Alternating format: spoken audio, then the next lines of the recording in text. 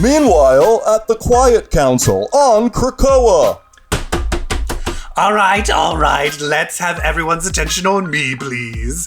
Young Catherine's words have touched me. Watch your tassels, buffoon! Oh, plumage, you Philistine. The heroes of both Krakoa and Orako traveled their globes, collecting swords for the privilege of dancing into a meat grinder. Really, no need to stand. Let's raise our hand if we have something to say, dear. Anyway, what if we denied the Arakil that privilege? What if we let my Hellions do what they do best? Lie, cheat, and steal until Orako's swords are ours? How would they challenge us then? Force a forfeit. You see, Emma loves it, though someone should tell her face. We win without spilling a drop of Krakoan blood. I don't need the weird kid who smells like milk to tell me that Krakoa likes that. Get your jaw off the floor, you big, beautiful island. Just ignore him. Shall we vote? I won't support a plan that sends more mutants to Otherworld, not while they can't be safely resurrected. I agree, but the council still rules. So yes, a vote. 5 hands to pass. All in favor of Sinister's plan? Compassion and reason win. We may yet end this nightmare before the slaughter comes. It's settled then. The Hellions march into Orako to end the tournament before it starts. The fearless Mr. Sinister leading the way. What was that last part?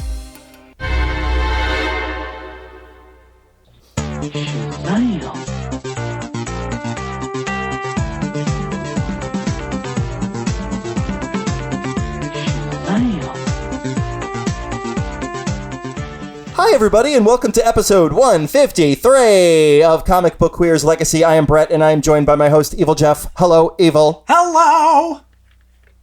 Happy Halloween almost. Are you scared?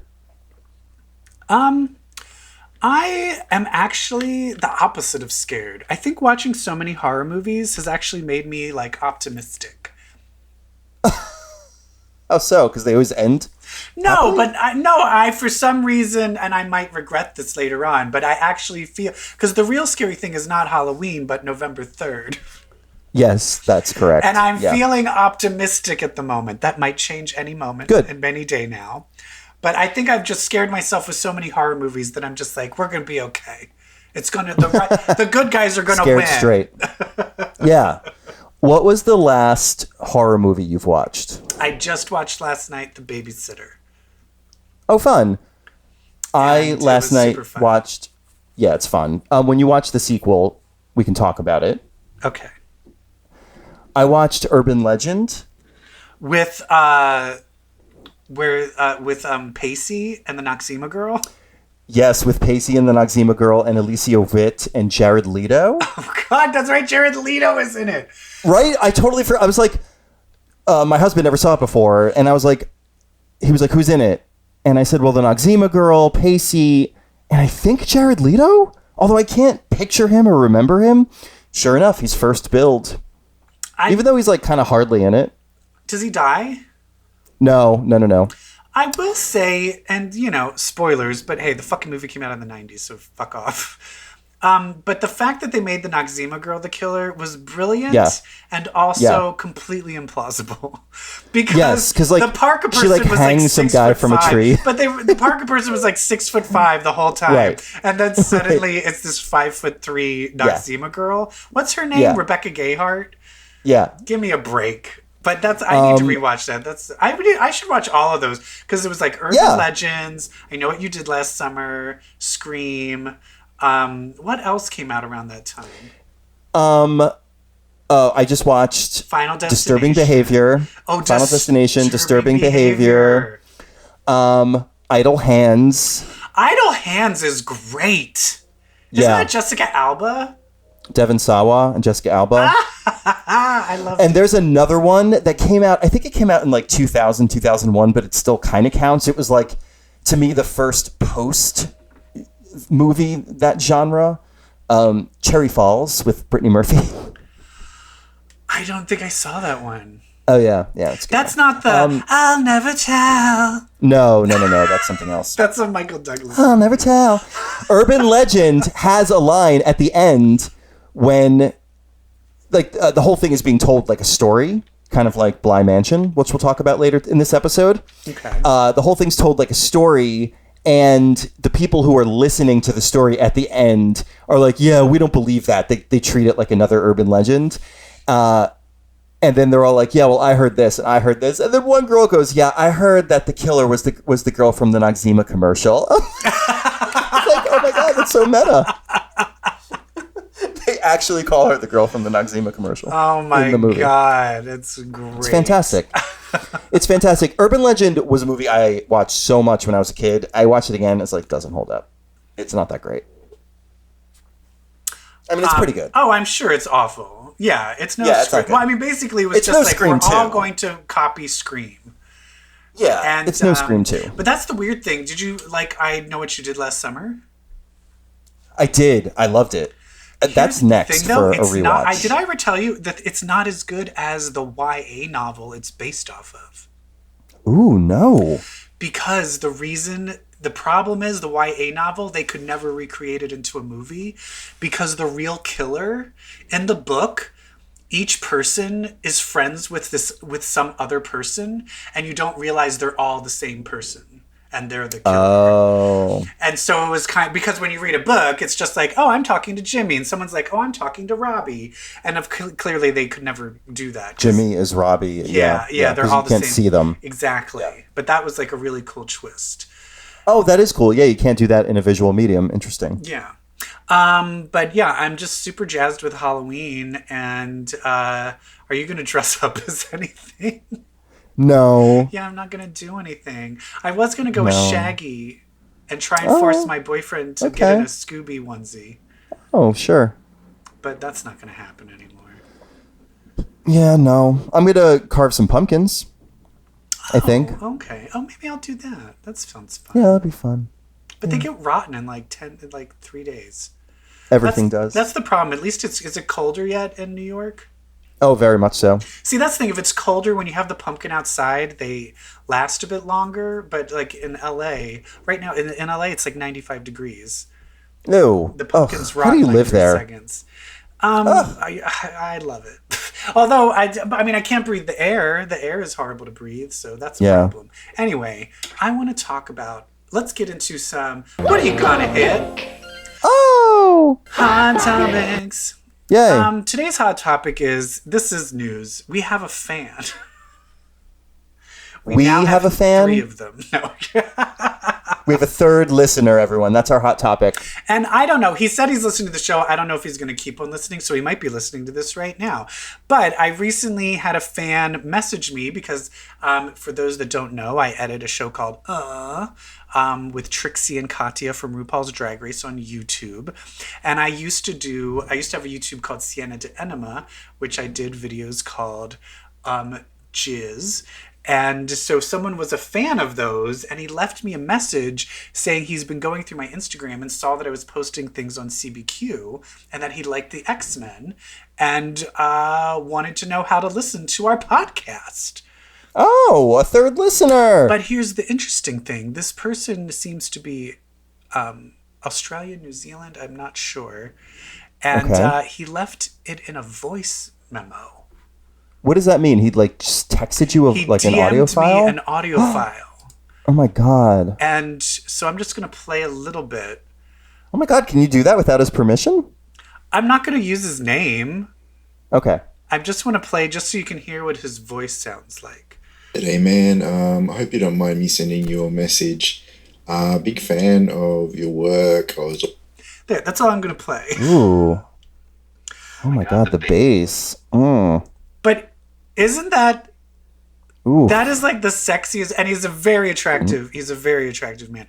It is like one of the sexiest voices I've ever heard. All I'm saying is I need more of that sexy voice in my life. As someone who does not have a sexy voice, like my voice is how would you describe my voice? Sexy. Faggy. I think mine is definitely Faggy. faggier. It's nasal. It's grating. No. Nails down a chalkboard. No, it's not. Stop. No, but there is something of there's something just very sexy. So we have a sexy fan, and so I'm just like, Yay! Yay, we love you, sexy fan. I'm going to play that voicemail on like a stereo system and lean up against the speaker. Oh, yeah. Yeah, when he talks. Let it tingle Listen, your nether regions. I'm going to bring us back on topic with some other hot topics. Yes. Hot on topics.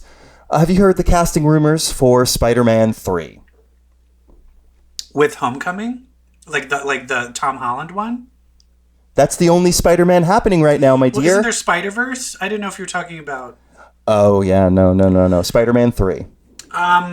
Is it that Tobey Maguire and Andrew Garfield are going to be in it? Yes. What is the plot of this one? Well, Are they just the doing other person, Spider-Verse? Are we just copying the cartoon now?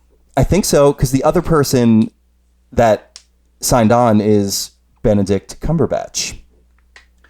Doctor Strange, the madness of the multiverse. So it's going to be, yeah, it's going to be, I think WandaVision, Spider-Man 3, which is going to have home something in the title. That was confirmed. And Doctor Strange 2 are all connected.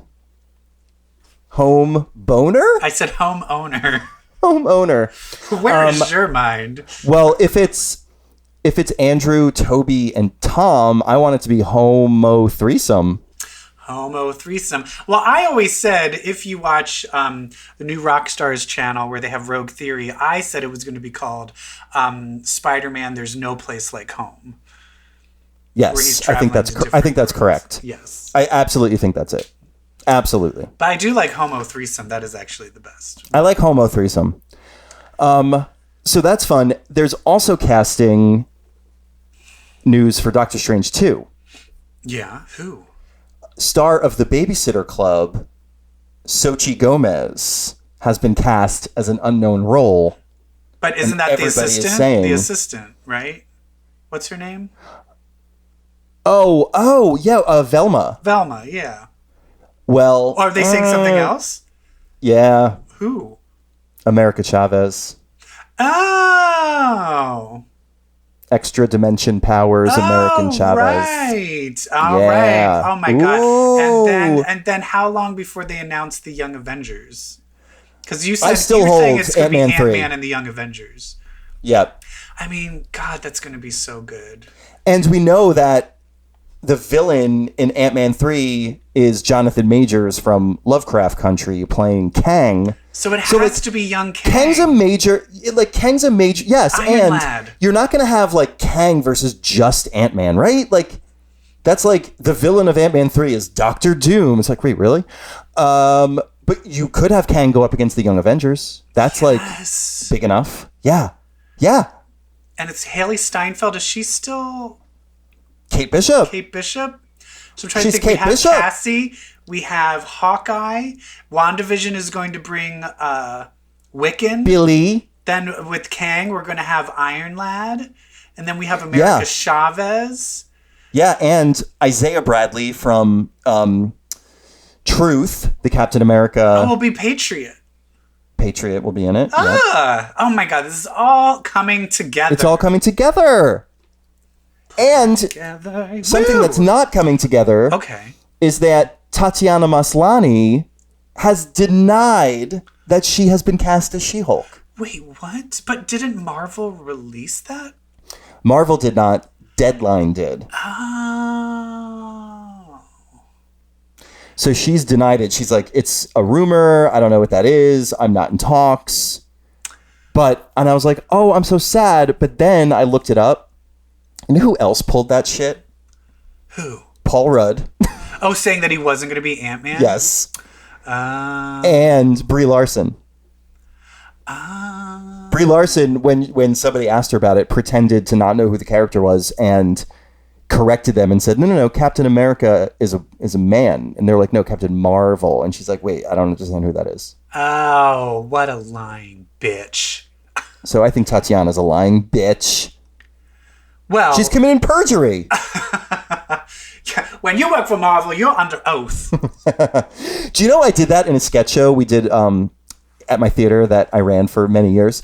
We did a superhero sketch show called Assemblers, and one of the runners that we did was commercials for Jennifer Walters' law practice. Oh, that's great. It was really good. Yeah. Oh, gosh. So much casting stuff. I don't know what to call it. Isn't Tatiana Maslany going to be in some cartoon as well? I feel like she was just cast into something else as well. My God. I probably should have looked it up before I brought it up. Right? Anyway. But she's not listed on No, she is listed on IMDb already as She-Hulk. So, Oh my God. Anyway, how about we get a little Xy in the house? Ooh, you want to talk about some X-Men? Or Tenny. Let's get Tenny. Let's get Tenny, because it's 10 of Swords right now. Hit it! I want your ass. All right, so we had chapters 6, 7, and 8, right? That's correct. Of 10 of Swords across Hellions, New Mutants, and Cobble. So we're going to talk in order, but sadly, because we're going to go in order of I know. my favorite one, we're going to talk about first. And it is Hellions. Part Chapter 6. 6. What? Well, issue 5. What runs did Wells do in X-Men? Zeb, I'm not too familiar with previous Zeb he Wells has done runs. stuff. I know he Oh has. yeah, I've known the name. I've known the name for many years. Like I'm just trying to, because it's so good. He did a so, lot of New he's Mutants got such stuff, right? Yeah. Oh, he did a New Mutants run. Yeah. Right. Yeah. Yeah, he sure did. I am like Sinister. Like I love every character in this, in Hellions. Like Psylocke is kind of amazing. Havoc is all fucked up. Grey Crow is awesome. Empath is psycho. Oh, we finally get Empath. Yeah. Nanny and Orphan Maker are fucking weird. Hilarious. Sinister is just, oh my God. Like delight. I can't imagine. I wonder what Chris Claremont thinks, because he hates everything. But like when Chris Claremont created Mr. Sinister, like I wonder if he thought that he was going to be this gay. Like it's basically now if Liberace was a villain. You got there. Slowly but surely we got to Liberace. This issue is so funny.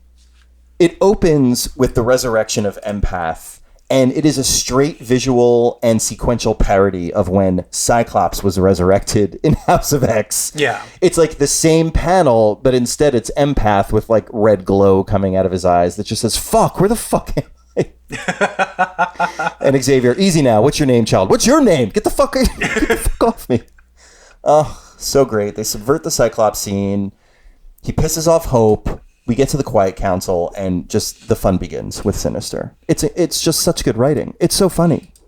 Yeah, because Sinister is like, well, let's just steal the swords, and then they have to forfeit. But then Exodus is like, okay, and they all like vote on it. But then it was like, okay, and then you can lead them and go in. And then Sinister's like, wait, what? Yeah, and then Sinister everybody wants votes to, like, yeah, get the fuck in there. Yeah, you go do it. It's your idea. He wants to bring the Hellions to Otherworld and steal the sword breakers of Arako's swords. Yeah. Which part of me is like, if I was on the Quiet Council, I'd be like, that's a really stupid fucking plan. But hey, if it brings the Hellions into the story, so be it. That it's true, but also there is the thing of like, I'd be very worried with Saturnine being this all-powerful, like all-knowing woman. Like, I feel like wouldn't she know that you're cheating, and then you would be forfeited? That's why I think it's very stupid. Dangerous. Yes, it's very dangerous.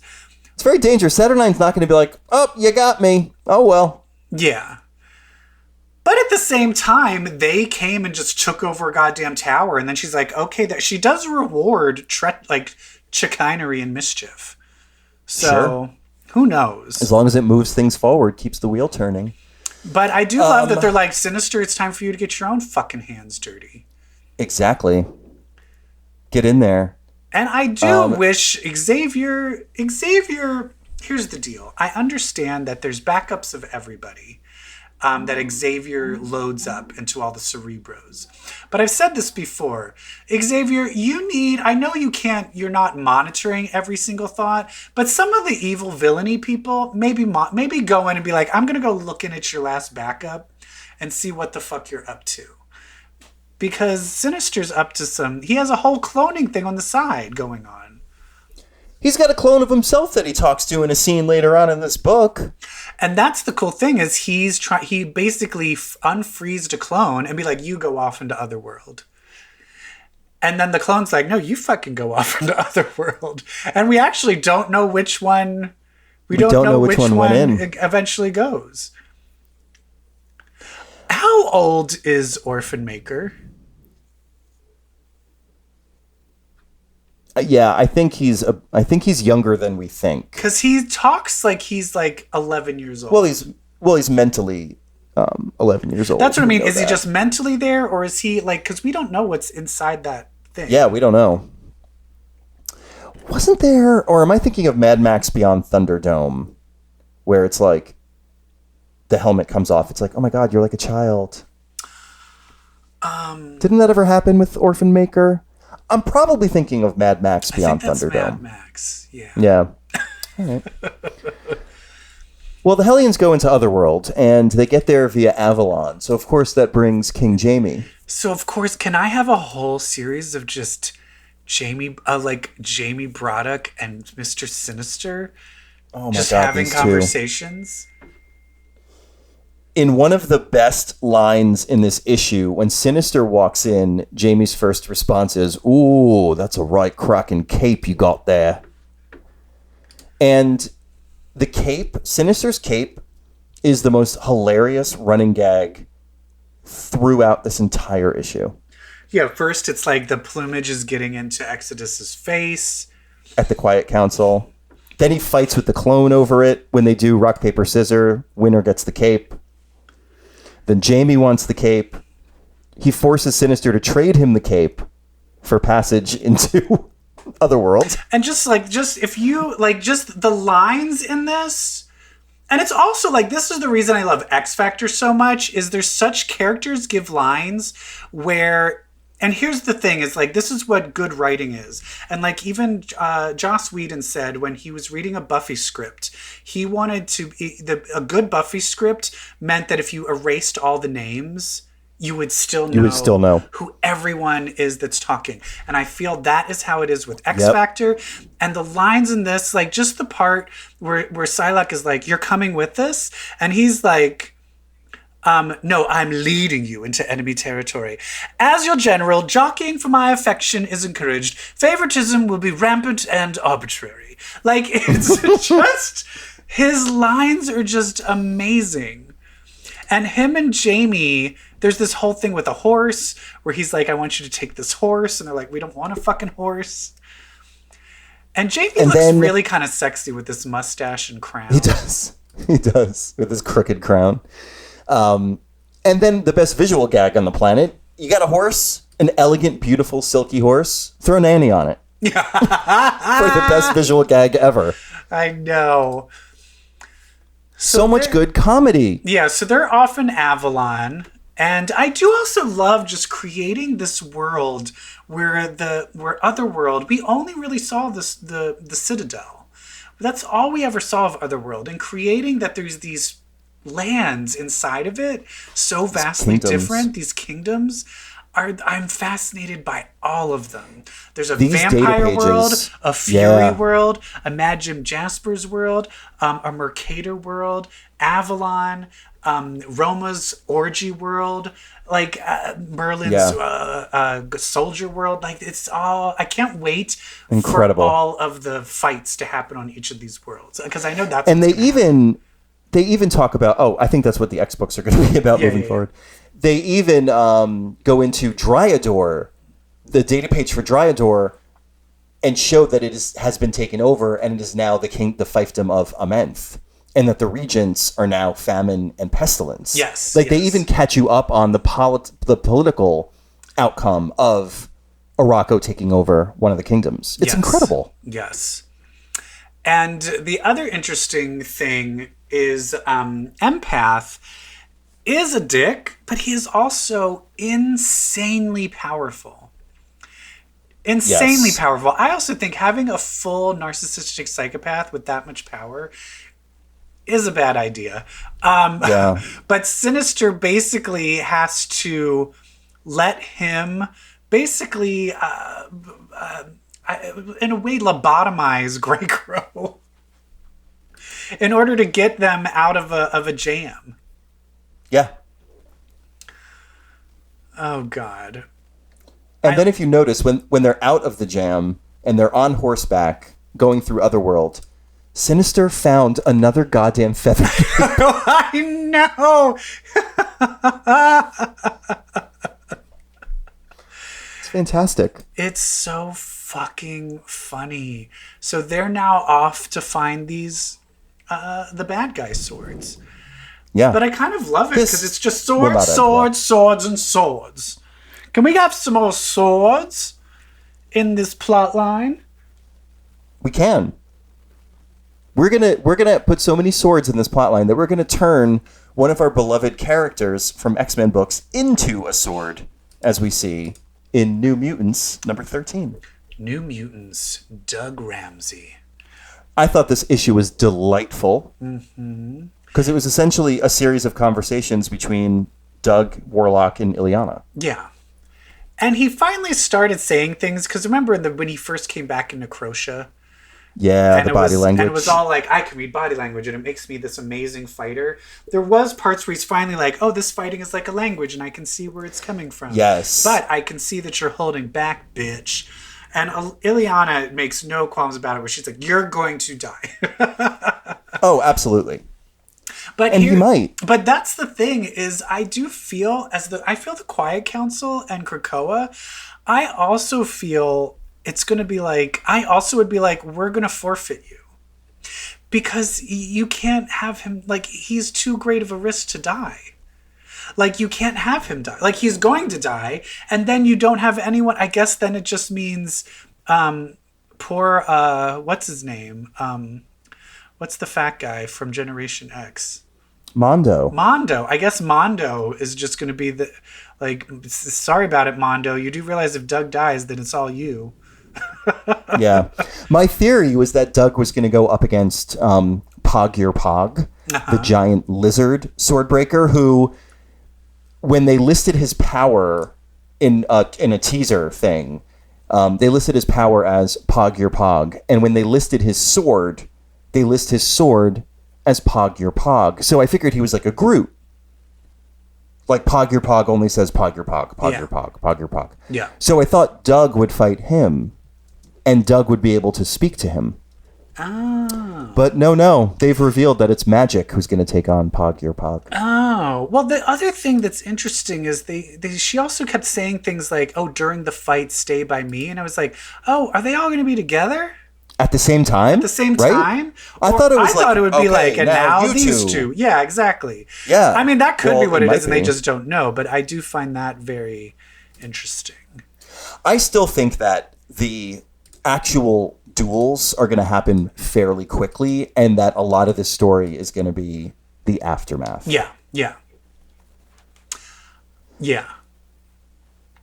So this issue is great. This is beautifully drawn by Rod Rice, and this is actually Ed Brisson's last issue of New Mutants before they hand it over to Vita. Cool. Ayala. Yeah. But it was fantastic. Exodus is involved. He's slapping Doug around, saying, you got to get tougher, you got to get tougher.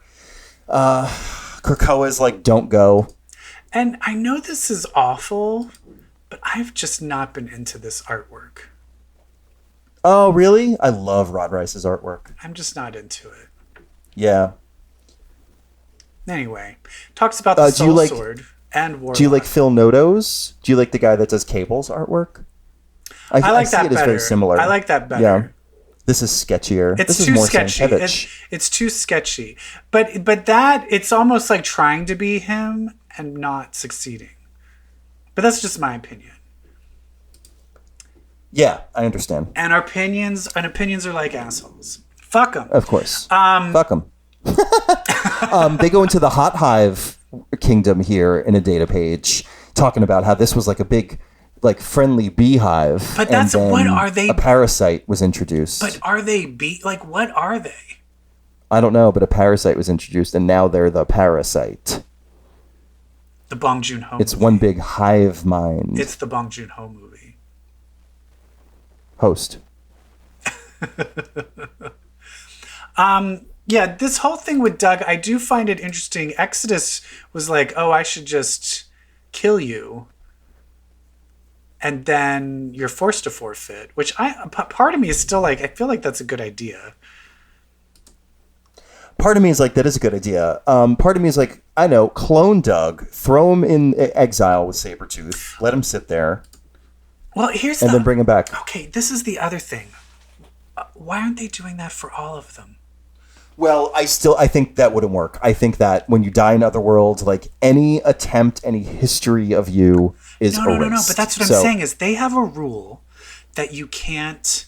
They have a rule that you can't resurrect someone who's not dead yet. That doesn't mean they can't do it.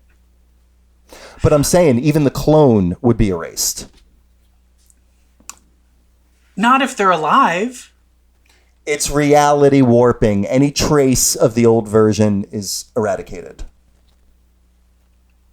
Okay. If it overwrites old files, I don't think the clone thing. No, but I don't think that is true because Mr. Sinister said he could clone Jamie in case he dies in Otherworld. I feel like he's a fool. I don't know. For even suggesting that. The only thing that had overrided was the Cerebro.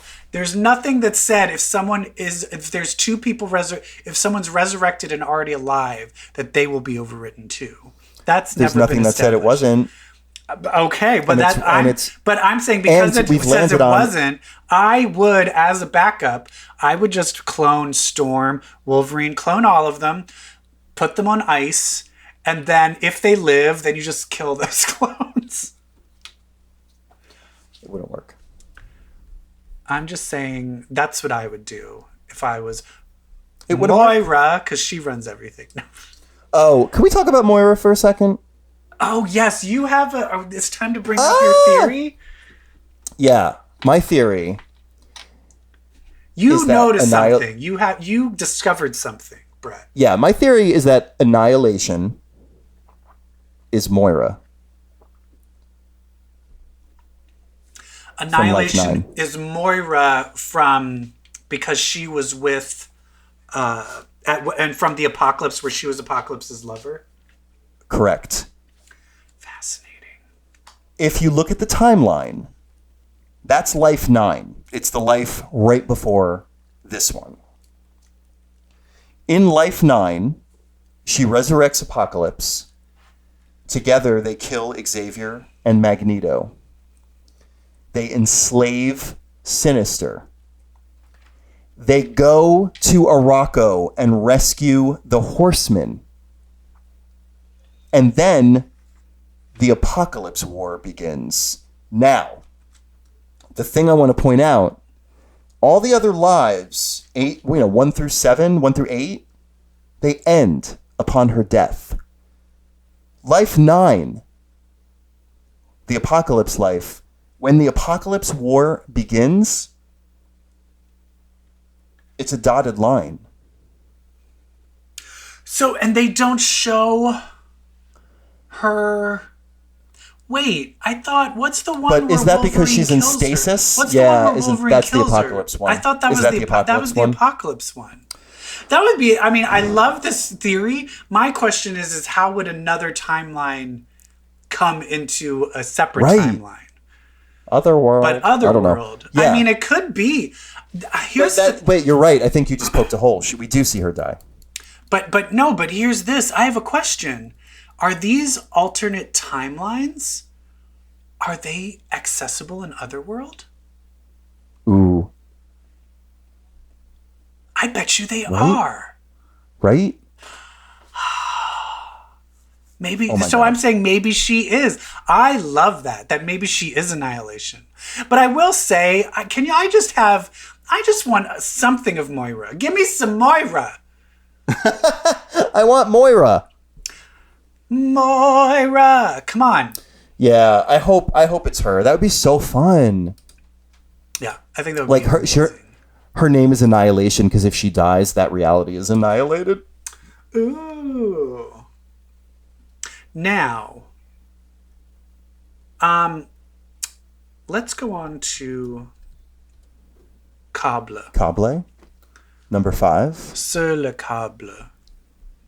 Jerry Duggan, Phil Noto. This cable thing is they're in the sword ship. The Peak. And apparently they recharged it, but apparently it was turned off for a reason. Because these weird parasitic, are they aliens? Are they from another dimension? That's the one Ooh, thing. they're scary. Looks like they're wearing suits, but they got like insect bodies. But it seems like they're from another dimension. And Yeah. they're basically like, oh, we're going to erase, like, we're going to study and erase this dimension. Like, Yeah. and yeah, so it looks like almost everyone was killed on the sword ship in order to to stop them from coming through. They turn it back on with his sword. Ileana is like, bitch, get back here. Like, you have to come back now. Right. Like, pull the sword out of the plug and just come back. And then they slowly, Jean Grey is like, oh, we need to unplug this goddamn sword. And I do love that it shows Cyclops being very powerful. Yeah. I always love that. Yeah. What? And then the one other thing it talks about is Blight Spoke. Yes, one of the kingdoms of Otherworld. This one is weird. Where it's like this place is poison. It's a graveyard of failed realities, like things that are destroyed from other realities It's so are weird. in Blightspoke, so maybe Moira's other lives are in there. That would be fascinating. But there's some sheriff that like runs it. It's very weird. I can't wait Sheriff to meet. Gia? I can't wait to meet all of these people. Yeah. Oh god, they're setting up so much story.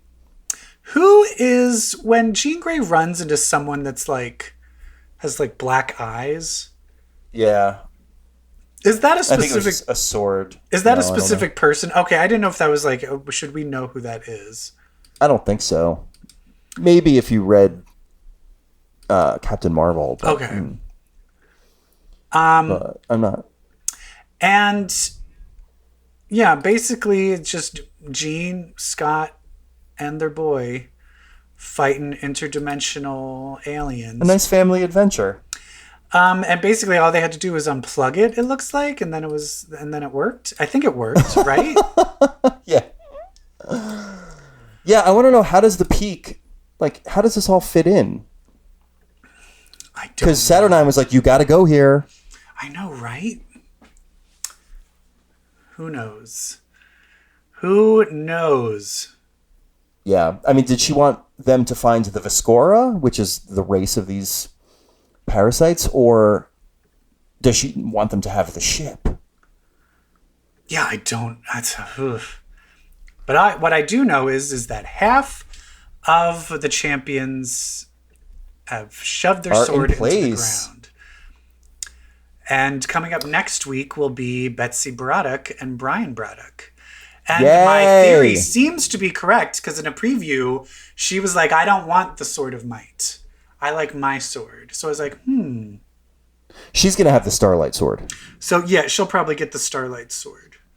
But then that Heck does yeah. leave me, what sword was Magneto holding? The Cerebro sword? Maybe. I mean, that makes the most sense. But that's in the hands of Mikhail Rasputin right now. Let's end that story. That's the other thing, is part of me is like, can we just like pretend like Wolverine's Dracula story just isn't happening any, like, I don't want Ten of Swords to end And then we have to like go back to those stories. Anyway, back to this boring story. I know. You're like, boo, boo. Hey, one thing I want to point out in New Mutants and Cable are the conversations happening between Cyclops and Magic. In New Mutants, the two captains. They kind of have a thing of like, they're speaking in code. But they're kind of like, we're the best, and we have a thing going on, and we have our own thing going on that no one else knows about. Yeah, because they're the captains. It's like their job. Yeah. But I have a feeling a lot of the shit that they're saying to each other is not stuff the Quiet Council is aware of either.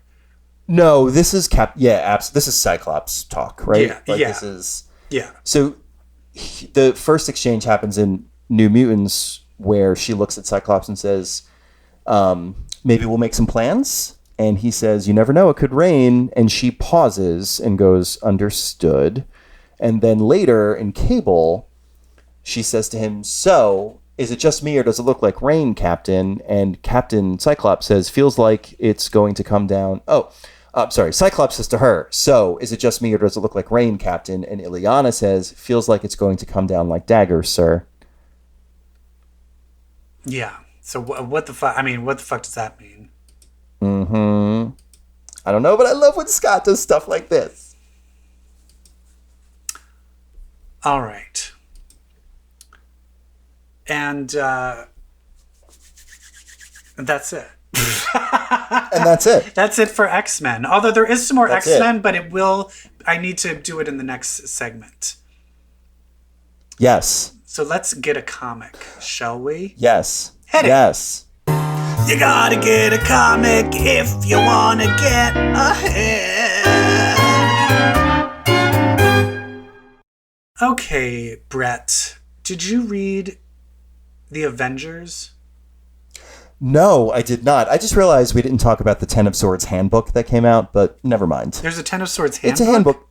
Yeah, it's a handbook with all the characters in it, and Moira's got a big entry, and Brew has a big entry. Oh. Anyway. Can you buy that? Yep. Okay. I'll have to... I'd rather... Let me look at it, and then we can discuss it next week, maybe. Okay. But there's more X-Men stuff to talk about, because... X-Men? Yes. In The Avengers. What? Yes. Are you not following The Avengers? Oh, God, no. Is it Phoenix? Yes. Oh, God. So this stupid Moon Knight thing is going on, where all the Moon Knight... Oh, it's still? Yeah, well, but then, so Moon Knight, the way he decides to kill the other Moon Knight, like the actual god of the moon, is he's like, you're not my god, I have a new god now. And he has the Phoenix come and enter him. So he's like Moon. Really? He's like Moon Phoenix. So he's like the Sun Star King, Star Knight? Yeah, Fire and he Knight? defeats I hate everything, but then the Phoenix at the end, and so in this, it cuts, there's a scene, like I read that, and then in the next issue, which was this week, that was the last issue where he like shows that he has the Phoenix powers. So this issue, there's a scene where it cuts to the moon at the Summers house, and Wolverine's like, do you feel that? And then Jean's like, oh, it's coming, but it doesn't want me. And he's like, and then Wolverine is like, I need to go. And she's like, I'm not going. She's like, it doesn't want me and I want nothing to do with this. And he's like, well, I need to go. I need to help the Avengers. So, but then at the end, the Phoenix leaves Moon Knight. And then if you look, they just released the new character breakdown of the new Phoenix 5. Oh, no. And the Phoenix is going to take over the Avengers. Is Wolverine one? So once again, Namor does get the Phoenix again. Wolverine, Phoenix Wolverine, Phoenix Hulk, Phoenix Shang-Chi. Oh, that I like. Phoenix Panther, and right, Captain Phoenix America. That's 6. Oh, 6, sorry. But you know, the Phoenix 5 is what they were called before. Now it's the Avengers Phoenix 6. I hate it. Yeah, I hate all of this. I hate it. I hate that. I hate it. So the Avengers is garbage right now to me. Wow. And I have Who's nothing writing else it to say again? because Is it's it stupid. Jason I will Aaron say still? it's just who is writing all of this? It's Jason Aaron. still. Yeah. But I don't like any of it. I don't like it. So I haven't liked any part of this run. No, it's garbage. So now it's like, oh, you're going to start encroaching in on fun X-Men things. So now when we ever do any Phoenix stuff again, we have to deal with the fact that Captain America was once the Phoenix. Ugh. Horrible. Anyway, that's the only other thing that I read. I read The Amazing Spider-Man number 50 to take it back to Spider-Man. Is Ryan Otley drawing any of these still? He did the cover. No, not in this one. He did the cover of the last one. He's not on this. This is the beginning of a new storyline called Last Remains. Okay. Last issue was like, per its original numbering, last issue, which was Amazing Spider-Man 49, is actually Amazing Spider-Man 850. So it was like a big double-sized issue where Spider-Man teamed up with the Green Goblin to face a superpowered Sin Eater, like an old classic. But this is where the Spider-Man Green villain. Goblin became good because the Sin Eater ate all of his evilness out. Isn't that what happened? Something like that, yeah. Anyway, he's still evil. Oh, he is evil? Spoiler, he tried to have Spider-Man killed in the middle of them teaming up. He tried to kill him. Oh, well, I guess that didn't last long. It didn't last long, and now Sin Eater basically shot Norman, and I think he shot Norman, but Norman's not dead. Sin Eater is working for a new villain called Kindred, who is like this like mummy covered in giant millipedes. Real gross guy. Like, he's real gross. So Kindred like kills the Sin Eater. Spider-Man was saved by his friends, Jessica Drew. I'm sorry, Spider-Man's friends are Iceman and Firestar. Thank you. Thank you. It's like they've combined Spider-Man and His Amazing Friends and Spider-Verse. Like, it's just Miles and Jessica and Gwen. They're all his amazing friends. Spider-Man goes to Doctor Strange for help. Like, I don't know, all this stuff. It's very demonic. Basically, Kindred is like taking people over and causing them to be evil, and it's all very horrible. And Norman, it feels like he's kind of good now. I think Senior shooting him did make him like kind of snap out of it. And anyway, Norman is like, oh my God, everybody, we have to take Kindred down. You don't understand how bad it is. And they're like, why is it so bad? And he's like, because Kindred is my son, Harry Osborn. I was like, oh, for God. Christ's sakes. I literally was about to say that as a joke, but then it's real. Right. Exactly.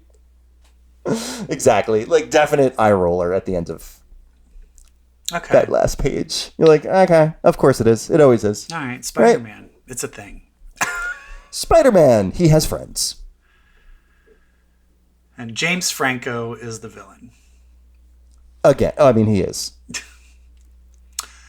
Is his career over? He was Me Too'd. Is he done? Yeah, he should be. Did you hear the most disturbing thing? Did you hear about how when he did, he was doing some sex scene, and like it was like a blowjob scene, but in the scene before the take started, and like he said action, he like took off like the thing like blocking where his dick was. Oh. So that they didn't want to ruin the take, but now it's like his dick was in the girls' faces. Anyway, he's gross. Harry Osborn. Yeah. I think though, I really am excited to talk about a certain Netflix show. Okay. Hit it.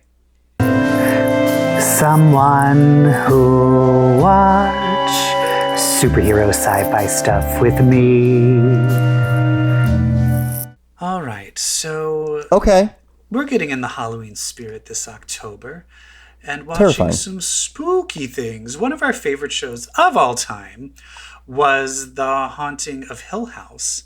Yes, And so scary. now, finally, 2 years later, there is a sequel called, was it The Haunting of Bly Mansion? Is that the actual title? Manor. Of it? Manor. Haunting of Bly Manor, or as I like to call it, The Haunting of Blah Manor.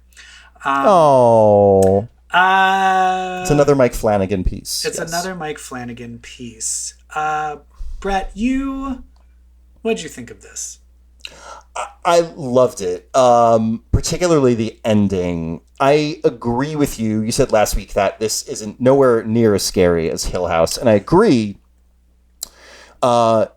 This was, to me, a lot more emotional. Yes, and I think more of a drama. This is my problem. And it's one of those things where, all right, picture it. Picture that I am like, do you want some apple pie, Brett? And then you're like, yes. And then I hand you this apple pie. And then you cut a piece of apple pie and you bite into it. And it's chili and cheese inside of it. Now, here's it was the still deal. a little scary. Here's the deal.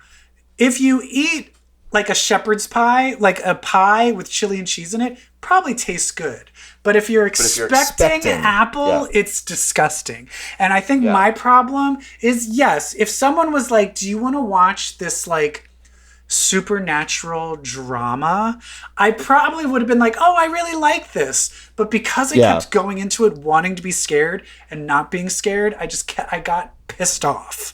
And so I wasn't able to appreciate like the good parts of it, which I do agree. I feel it's well made and all of that. And it's good. And I love the fact that it's basically a lesbian love story. And that's what I said out loud to my husband when I was, no joke, hysterical crying at the end. Yeah, the end is very sad. I needed to be consoled. Like I started, this outpouring of emotion came out of my face. Yeah. When a few episodes in, you realize that the narrator of this story, Carla Gugino from Hill House, at some sort of wedding. So the framing device is that Carla Gugino, you don't know who she is at a wedding, and she's like, hey everyone, can I tell you a story? And she tells the story of the haunting of Bly Manor. I will say, in like episode 4, I just wanted to cut back to everyone and people being like, this story's really long. Are you still telling the story? Oh my God, can we go? Did you notice that the fucking groom at the wedding was Greg from The Room? It was the friend from The Room. The bad, like Tommy Wiseau? Really? I don't remember any. It was Greg Sestero. I should know. I was in The Room, the musical. I know who these people are. One of my friends is like super close friends with one of the girls in it. I can't remember anyone's name though, but so they flash back to who the original ghost is. Wait, are you saying a few episodes in you knew who the narrator was? No, I'm saying I would say like the second to last, third to last episode, it hit me. I was like, oh, Carla Gugino is Jamie the gardener. Yes. Spoiler. And I freaked out. And then the whole time I was like, oh my God, please let that be true. Let that be true. And like, as it was happening, I was like, yes. The final episode about their life after escaping the house. So sad. Was fantastic and so sad. It was so beautiful. It was a beautiful, but I would say like during the middle of the series, I was like, okay, can we get on with it, please? Like there was the whole episode about Oliver Jackson Cohen and Tahira Sharif's characters, the babysitter and the handsome guy, her boyfriend, who worked for the rich uncle, who was really the dad. Yeah. Like their flashback of like how they became ghosts and like their whole story. I was like, can we get on with it? Oh no, no, sorry. When they actually go to the lady in the lake, I was like, yes. Oh no, I was like, this could have been 10 minutes long. Oh, you mean the episode? I agree. I totally agree. The episode, this could have been 10. This could have been done in 10 minutes, and then when they got to the action of her grabbing people by the throat in the modern day, I was like, yes. But then her flashback, especially since it was Theodora from Hill House, who's like not a great actress, but is the wife of Mike Flanagan. Yeah. Oh, is that? There we go. Because she's the one who had she had to wear gloves in Hill House, right? Yeah. And like there was that one episode she had that big monologue, and I remember during the monologue I was like, this ain't good. But it was, I mean, it was beautiful. Like, if you reset your expectations, you don't expect Hill House. You expect something more, just like a supernatural, more like gothic drama. romance. It's gothic romance. Supernatural gothic romance, lesbian romance. You will really like it. If you're like, oh, I want some nice ghost scares, no, nothing. But if you have a heart, the end will tear it into. Yes. I also will say congratulations on, I felt the way whoever did the costumes, the 80s costumes, and then even transferring to the 90s costumes. It was good. It was very, like, I was looking, I'm like, oh, they're totally in the 90s right now. Look at her with that floral sundress and a jean jacket. I love it. And I love the kid from E.T. as a stuffy old British man. Because he's American, right? That's the... Okay, here's the other thing. Is what's her name? The girl, from the wife, and E.T., their accents were not that great. Oh, I thought they were... I thought Henry Thomas's accent was good. I was like, oh, he sounds so good. He sounds good in the same way Peter Dinklage sounded good in Game of Thrones. But that wasn't really in English. Like, his was a little more cartoony. But I liked his acting, at least. The other thing that weirded me out a little bit, and my one friend actually he called me and stopped watching it. He's like, her Jersey accent is driving me insane. The main character has this Jersey accent. He's like, stop talking. Like, he's from Jersey, and you're from Jersey too. So did it bother you? No, not at all. No. Okay. I didn't know, but I didn't know it was New Jersey. It has a little bit of it had a little bit of a drawl, but but it's cute. It's cute. Yeah, I mean, it's very good. It's very well made. For me, the best episode is the housekeeper. That I love. Oh, Hannah Gross. Oh my God, my favorite character. She's from Years Obsessed. and Years. She's from Years and Years. I'm obsessed with her. Great actress, and so her English is impeccable. Her Queen's English. She's not. Her episode was fantastic. The actress is Tania Miller. Wait, is she not really from England? I'm sure she is. I just love the way she speaks so proper. Oh, okay. Well, it's like how she talks. Oh, yeah. Her episode was great. She was great. That was the thing. Like the four main characters, Danny, Hannah, Owen, and Jamie the Gardener, I loved. Yeah. The kids, I kind of didn't give a shit about. Well, the other thing was, I will say this, like the little girl, like the cool, like I felt the boy, because they were being possessed by different ghosts. Yeah. And I felt that the boy did a good job when he was possessed. The little girl, when she was possessed, she was just acting the same. So I was like, come on. She was just acting the same, but you know who she is, right? No, who? She's Peppa the Pig. What? She's the voice of Peppa Pig. I hate it. She is. So she's probably richer than all of these fuckers. She's like, I can act however the fuck I want, you know-nothing podcast host. Anyway, it's fine. Great. It's fine. It's Halloween. Watch it. It's a little slow to get through in the middle. There's another Halloween scary show that I want to tell you about because it's Marvel. What is it? It's on Hulu and it's called Helstrom. You mean Damien Helstrom? It's Damien Helstrom. Or Damon? Is it Damon or Damien? I think it's Damien. Damien, isn't that from The Omen? So I always feel like that's the Lucifer. I think it's Damon. Damon? Okay. I should know this. He was on Strike Force. My God. So I knew that Hulu was coming out with a Helstrom show. I knew that it's Damon, Daimon. I knew that this show is based on Damon Helstrom. I knew that he didn't look traditionally like the character in the comics, because he's not walking around with no shirt on with a pentagram carved in his chest with a giant trident and hair on fire. So I decided to give it a chance. I was like, it doesn't feel like Marvel. It doesn't look like Marvel. Let me watch it. It is very much Damon Helstrom. The character is very much the same, played by Tom Austin, who is so fucking hot. The character is super over it. Okay. Just like in the books. What I didn't realize was that it was also about his sister, Satana. So this show, Helstrom, is about Satana and Damon as estranged brother-sister demon hunters who were... their father was a horrible serial killer, and their mother is possessed by a major demon, locked up in a sanctuary. I was like, oh, okay. Do they have take powers? Estranged brother-sister demon hunters. The hell yeah. Damon, it opens with him investigating a possession in a house. It's a little boy. And he goes up to the attic. And the boy is possessed. But when the boy was like demon acting, I was like, this is really shitty.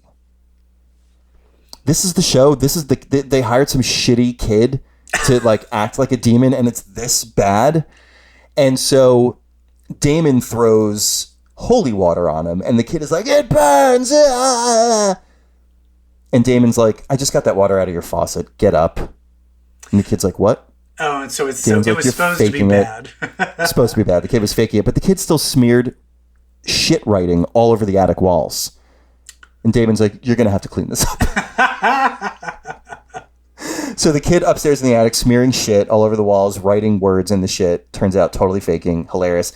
And then Damon shows him what real demonic powers look like and scares the fuck out of the kid to open the show. So you're that's like, fine. okay, I like it. Yeah, I want to watch so it. it's like super hot, super sarcastic, over it. Have you demon seen any of the sorcerer Lucifers? and his badass sister. Is he that show? I have not really seen, but like Damon, Lucifer is more. He seems more charming. Like Lucifer he seems more seductive. like it seems like if Monk was a sexy Yeah, devil. yeah. Yeah, or like what was that show with Jeffrey Donovan? Burn Notice. Bird Notice, or like Castle. Yeah, yeah. Helstrom. No, Damon's like, he's not trying to be charming. He's like He's like a very get the fuck out of my face kind of character. But so it's cool. hot, Like he though. works I love for. It's super hot. He works for this like sanctuary, St. Teresa's, that locks up people who are possessed. It locks up demons. It's like a nun of the highest order who's in charge of it. She's awesome. There's a nun in training that is like the Scully to Hellstrom's Mulder. Like she's very skeptical of everything and they don't get along, but you can tell there's a romance brewing. The sister, she just goes by Anna. And I'm like, well, I read Marvel Comics and I know that Anna is probably short for Satana. So that'll be a fun reveal. She's awesome. She's got like this killer bob and she's all badass, and she kills this serial murderer of women by like faking this auction where they sold Napoleon's sword because she knew that he would buy it, and then she corners him in the auction and seduces him on the roof of a skyscraper and then throws him off. Oh, nice. Like, I love these two. So I don't know, very cool. And then at the end, I was like, okay, this is good. It doesn't feel very Marvel-y. At the end, somebody rolls up to a gas station and it's a Roxxon gas station. I was like, there it is. Wait, what gas station? Roxxon, like the famous company from Marvel Comics. Who's that? I don't know what that is. Yeah, Dario Agger, the Minotaur guys, the head of Roxxon Oil. Roxxon Oil's like, come on, really? If it didn't happen in the X-Men, I let it seep out of my brain. Yeah. Well, Roxxon's a big Marvel thing. That's fun. Yeah. I'll watch it. Yeah, it's good. It's good. But the thing about shows, I'm like, ugh, I wish it was 6 episodes. Like, I don't know. That's kind of what I went through with Bly. I was like, this is good if it were 6 episodes. Well, it depends what it is. There's other things where I'm like, I want this to be 20 episodes. Yeah. So it very really true. depends on like how much there is to dig into it. Yeah. So, but yeah, Bly Manor definitely was like stretching it out. Yeah. Well, we have got more spooky stuff coming next week. Yeah. What I don't else? know what yet, but we'll figure it out. It'll be spooky and we'll watch it. But thank you for listening. Yeah, we'll figure out this casting news soon, too. Who knows? Come on, Tatiana. Stop fucking with us. Stop it. You know you want to be She-Hulk. Do you Approach the know? bench. But do you know what Tatiana Maslany is a huge fan of? What? My show, with Trixie and Katya. She watches it. How do you know? She tweets about it. She tweeted? Yes. So Should we maybe get her on the show? Maybe This show? I bet you. I wonder. I just don't. I wonder if she read it and was like, I edit the show. Do you want to be on a show? Maybe I can. She'll be like, I would love to be on She'd be like, I'd love to I be know, on and I'd be like, no, Oh, no, just my stupid podcast, and she'd be like, fuck off. She'd be like, go fuck yourself. I'm not She-Hulk. Oh. But thank you for listening. Yeah. And guys. Oh, I'm going to be on Homer Superior X this week. Oh, yay! Yeah, so X-Men 13 and Excalibur 13. I'll talk about those. Yes. Please defend. Anything I should know? I'm just saying defend. Well, they hate Our Excalibur. tastes. They hate Excalibur, so you need to defend Betsy Braddock for me if they go I will. off on her. Oh my god, I will. No, but they're all sweethearts, so you'll have fun. Okay. And, all right, well. and yeah, that's what's happening. And then there's just this other thing where it's like, if you read comics, well, then that makes you queer. Queer. Damn.